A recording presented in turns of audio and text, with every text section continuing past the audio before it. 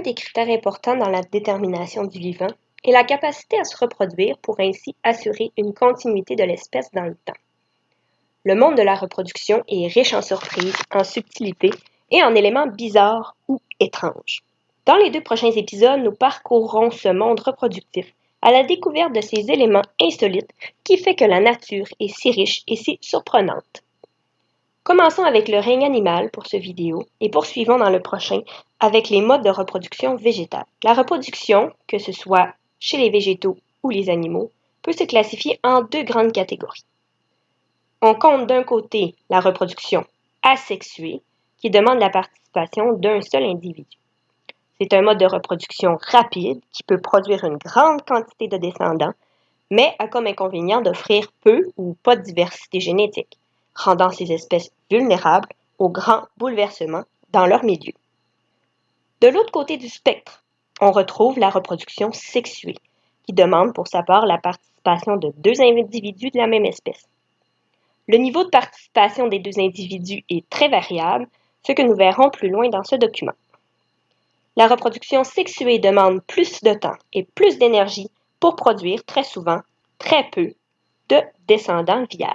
Par contre, elle assure un certain brassage génétique qui favorise la survie à long terme et la résistance à d'éventuels cataclysmes de toute nature dans le milieu. La reproduction asexuée chez les animaux. Dans le règne animal, la reproduction asexuée se fait en général chez des espèces peu évoluées. Ce sont donc en majorité des organismes microscopiques qui procéderont de cette manière, mais pas seulement. Voyons ici 4 modes de reproduction asexuée présents chez les animaux. La division cellulaire. Ce mode de reproduction très simple n'est pas présent dans le règne animal à proprement parler, mais est de mise dans les règnes des protistes et des monaires qui sont des organismes unicellulaires. Ici, nous voyons une amibe qui est en train de se diviser. La scissiparité. La scissiparité se produit lorsqu'un individu peut couper une partie de lui-même pour qu'un nouvel individu se développe. L'hydre de mer, certaines étoiles de mer et les anémones se reproduisent de cette façon. Le bourgeonnement. Le bourgeonnement est pour sa part le développement d'une excroissance sur un individu qui se détache ou non de l'individu mère et devient indépendant. L'hydre d'eau douce, les coraux et les éponges de mer sont des exemples de ce type de reproduction. La parthénogenèse. La parthénogenèse demande la production d'un ovocyte, c'est-à-dire un œuf, mais qui n'a pas besoin d'être fécondé. Par différents mécanismes, des animaux ont développé des méthodes de parthénogenèse obligatoires ou facultatives.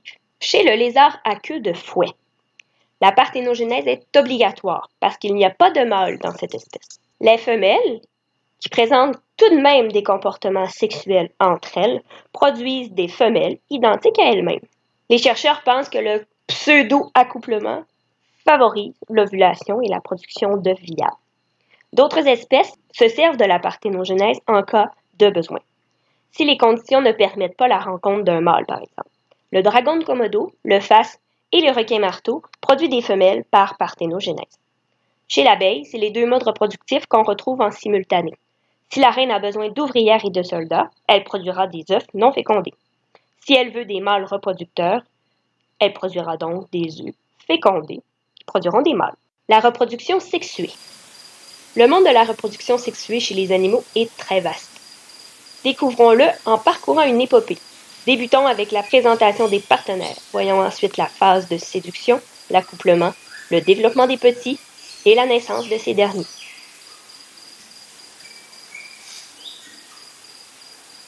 Des particularités chez le mâle et la femelle. Comme la reproduction sexuée demande l'intervention de des individus, un mâle et une femelle, il est intéressant de s'intéresser aux principales différences entre ces 2 sexes. Dans le règne animal, il existe parfois des différences si importantes au niveau physique entre le mâle et la femelle que dans certains cas, les chercheurs pensaient que c'était 2 espèces différentes. Cette croyance demeurait jusqu'au moment où ils observaient des rapprochements entre ces 2 individus. On appelle ces différences le dimorphisme sexuel. Chez les oiseaux, le mâle est souvent plus coloré que la femelle. Il utilisera ses atours pour attirer une prétendante. Celle-ci pouvant facilement se camoufler dans son environnement pour assurer sa protection lors de la couvée. Ici, nous voyons 2 myrillons, 2 faisans, 2 paons et 2 oiseaux de paradis, où la différence mâle-femelle est évidente. Chez les arthropodes, il y a aussi certaines espèces qui présentent un dimorphisme. C'est le cas du scarabée rhinocéros, chez la lucarne, l'insectefeuille et certaines araignées, comme celle-ci, la chélicérée. Chez les mammifères aussi, on retrouve ces caractéristiques différentes entre mâles et femelles, comme ici chez le mouflon, l'orang-outan, le lion, le mandarin et l'éléphant de mer. Il existe également une différence majeure au niveau de l'appareil reproducteur de chaque sexe. Parfois, il prend des formes très particulières. Survolons quelques bizarreries anatomiques. La majorité des oiseaux ne possèdent pas de pénis. La reproduction se fait par le contact direct du cloaque des deux partenaires, le cloaque étant l'orifice unique des oiseaux par lequel fientes et sperme ou œufs sortent de l'oiseau.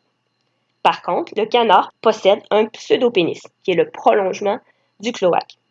Et il est en forme de tire-bouchon, qui s'ajuste bien au vagin de la canne, qui a des formes recourbées avec plusieurs raccoins. La femelle a la possibilité de contracter ses muscles vaginaux si le mâle qui essaie de la féconder lui déplaît. On pense que cette curiosité évolutive réside du fait que les canards mâles sont très agressifs lors de la reproduction et ainsi ce serait comme une protection contre des reproductions forcées. L'autruche est aussi un oiseau qui possède un pseudopénis érectile très gros. Le chat possède une multitude de pics sur le pénis, provoquant des douleurs importantes à la femelle. Il agrippe la chatte avec ses griffes pour qu'elle endure l'accouplement jusqu'au bout. L'alligator a un pénis constamment en érection, qu'il peut plier pour le ranger à l'intérieur du corps lorsqu'il est inutile. L'échidné possède un pénis à 4 têtes, et les femelles possèdent 2 entrées vaginales. Il va donc alternativement utiliser 2 têtes de pénis pour la fécondation. Le requin possède 2 pénis, qu'on appelle les claspères. Il aurait 2 appareils reproducteurs, un pour chaque testicule. La reproduction des requins a peu été observée, mais ils n'utiliseraient qu'un clasper à la fois.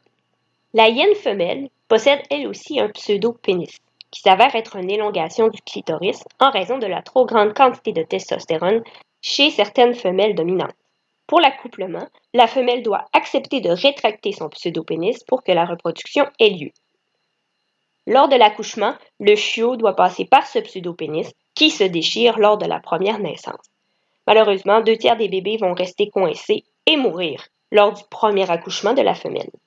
Si le premier accouchement se passe bien, le pseudo-pénis étant déchiré, les prochaines naissances auront beaucoup moins de difficultés à se faire.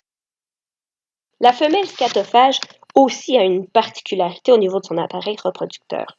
On y retrouve des cavités à l'intérieur, où elle va pouvoir stocker le sperme de plusieurs mâles. Elle aura ensuite l'embarras du choix pour choisir le plus robuste des mâles et permettre l'accouplement avec le sperme de ce dernier. Il n'y a pas que des formes particulières d'appareils reproducteurs. Il y a aussi des utilisations plutôt spéciales. La tipule, qui est une espèce de mouche, fait vibrer son pénis pour produire de la musique. Le plus musical des mâles aura la chance de s'accoupler avec la femelle. La parade nuptiale.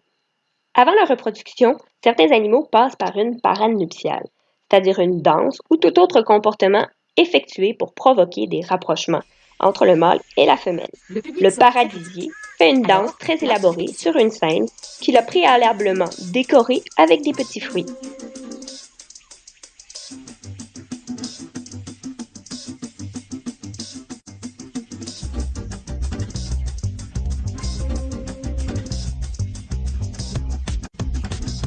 Le maraquin, un autre oiseau, lui fait plutôt une version accélérée du moonwalk.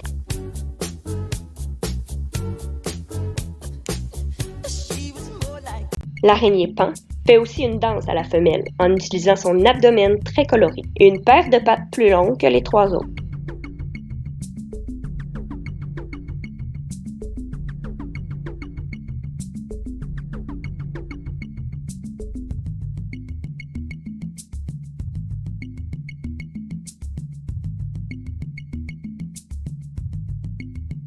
Le phoque à capuchon, lui, va gonfler une poche qu'il possède dans la cavité nasale pour montrer qu'il est le plus fort.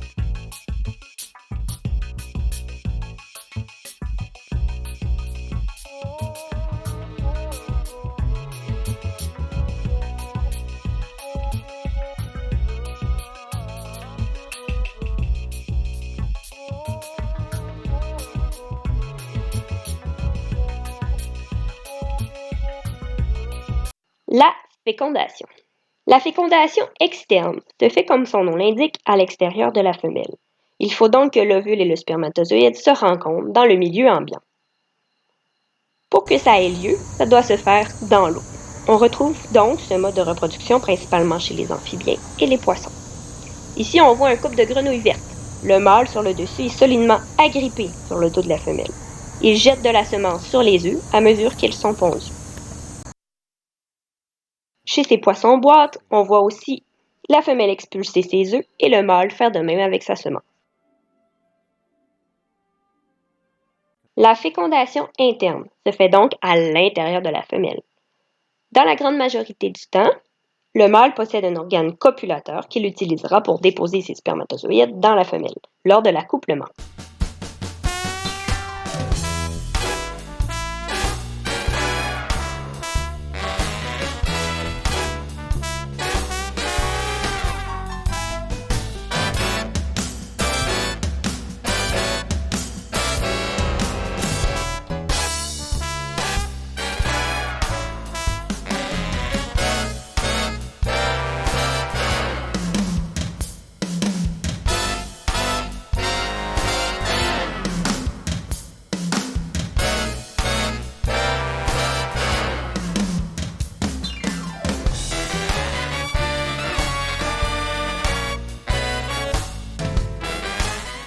Mais tout n'est pas toujours si simple dans la fécondation interne. Il existe également plusieurs particularités.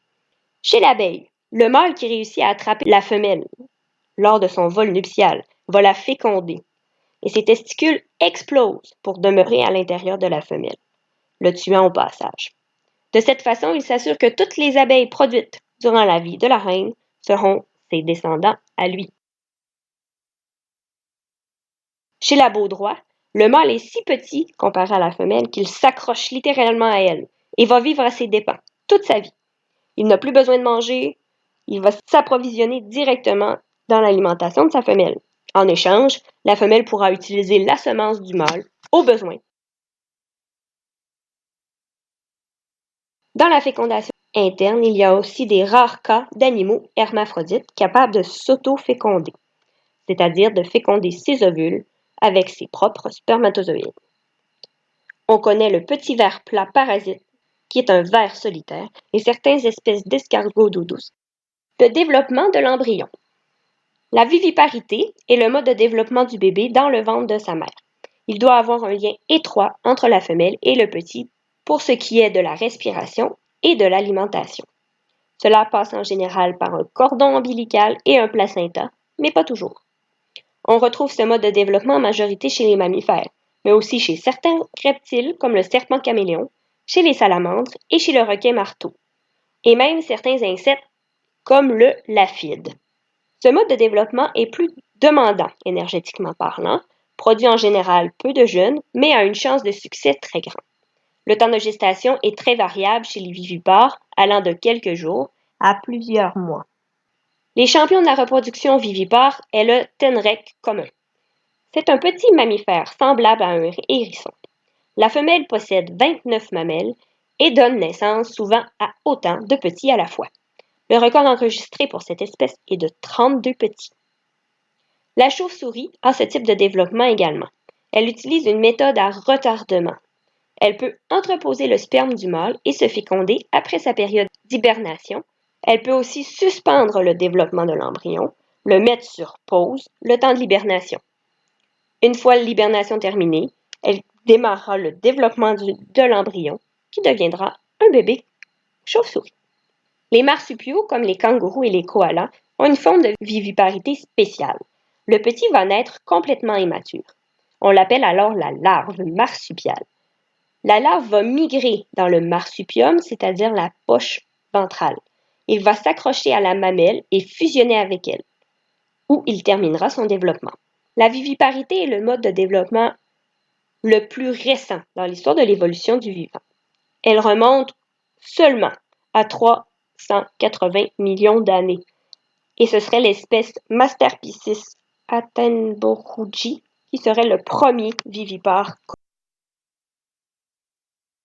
Les ovipares. L'oviparité est le développement du petit à l'intérieur d'un œuf. Le petit va respirer dans l'œuf grâce à la chambre à air et se nourrir à l'intérieur des structures présentes dans celui-ci, soit le jaune au début de la croissance et par la suite le blanc. Ce mode de développement est le plus répandu dans le règne animal. En effet, on le retrouve chez la majorité des insectes, des amphibiens, des reptiles, chez les poissons et les oiseaux. Il existe de grandes différences au niveau de l'œuf. Certains œufs possèdent une coquille de protection, c'est le cas du reptile et des oiseaux. Cette coquille est souple, à la texture du cuir chez les reptiles et solide chez les oiseaux. Les œufs d'amphibiens et de poissons et d'insectes ne possèdent pas de coquille. On retrouve une couverture gélatineuse chez les amphibiens et les poissons. Les raies et les requins, deux espèces de poissons, pondent, eux, des œufs protégés par une capsule de kératine, la même molécule dont est fait nos ongles. En plus de ces animaux, il existe également 5 espèces de mammifères qui pondent des œufs. On les appelle les monotrèmes. Parmi eux, on compte l'ornithorynque et 4 espèces d'échidnés. La coquille des monotrèmes est très semblable à celle des reptiles. Les œufs de poissons et d'amphibiens sont majoritairement laissés à la dérive dans l'eau. Certaines grenouilles et poissons vont tout de même s'occuper des œufs en les portant dans leur bouche ou sur leur dos, par exemple. Les reptiles vont, eux, enterrer leurs œufs dans le sable pour les protéger des prédateurs. Les oiseaux vont les couver. Une autre particularité chez certains ovipares, comme les crocodiles et certaines tortues, est la détermination du sexe. En effet, ces espèces n'ont pas de gènes associés au sexe. C'est plutôt la température d'incubation des œufs qui déterminera si le petit sera mâle ou femelle. Chez le croco, par exemple, voyons ici un terrier où la femelle aura pondu des œufs. Ceux du centre, plus chauds, entre 32 et 34 degrés, seront des mâles, et ceux au pourtour, plus frais, entre 28 et 30 degrés, seront des femelles. Sur la couche intermédiaire, ce sera autant de mâles et de femelles qu'on retrouvera. Voyons d'autres particularités dans le monde des ovipares. La femelle argonaute pond des grappes d'œufs qu'elle protège sous sa coquille. Si on regarde de près, on voit le mini-adulte. Cet insecte accroche ses œufs au bout d'un fil pour éviter le cannibalisme des premières larves qui vont naître. Le kiwi, ce petit oiseau incapable de voler qui vient d'Océanie, a le record de l'œuf le plus gros par rapport à sa taille. Il occupe plus de 20% de sa masse. Cet escargot marin pond ses œufs dans une espèce de feuillet qu'on appelle le collier de la sirène. Il peut y avoir des centaines de milliers de mini-escargots à l'intérieur. Ici, le couple de crapauds pipa est en train d'installer les œufs sur le dos de la femelle. Rapidement, les œufs vont s'enfoncer dans la peau de la femelle et une membrane va la recouvrir. Après quelques jours, l'éclosion va avoir lieu et chez certaines espèces, ce sont des petites grenouilles toutes formées qui vont sortir de la peau de la mère. L'ovoviviparité est un intermédiaire entre les deux types de développement vus précédemment. En effet, la femelle pond des œufs, mais les œufs se développent dans son abdomen. Ils éclosent également dans le ventre et les petits sortent complètement viables. Comme les ovipares, il n'y a pas d'échange alimentaire avec la femelle. Ce mode reproductif est présent chez certains insectes, certains serpents comme les couleuvres et les vipères, et certains poissons comme le requin blanc et l'hippocampe. L'hippocampe en particulier, car c'est le mâle qui va porter les bébés, dans une poche ventrale jusqu'à la naissance des petits. Durant le développement, les petits vont manger la membrane qui recouvre l'œuf, et ce n'est pas rare non plus que le premier à éclore mange ses frères et sœurs, principalement chez les requins, pour avoir plus de force. Naissance des petits. Peu importe le type de développement du petit, la fin de ce grand voyage, la reproduction sexuée, sera toujours le même. Un petit bébé, plus ou moins semblable à l'adulte, naît et se développe pour recommencer ce cycle de rencontre et de reproduction.